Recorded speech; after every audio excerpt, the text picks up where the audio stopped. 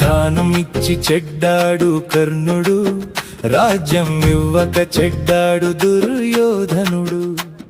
నిజం పలికి చెడ్డాడు విశ్వామిత్రుడు, అబద్ధం ఆడక చెడ్డాడు హరిశ్చంద్రుడు.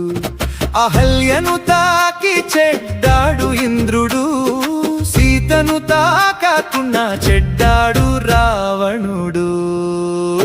ఎలా బతికినా వేలెత్తి చూపుతుంది లోకం, ఏం చేసినా విమర్శిస్తూనే ఉంటుంది లోకం. నీకు నచ్చినట్టు నువ్వు బ్రతుకు సోదరా,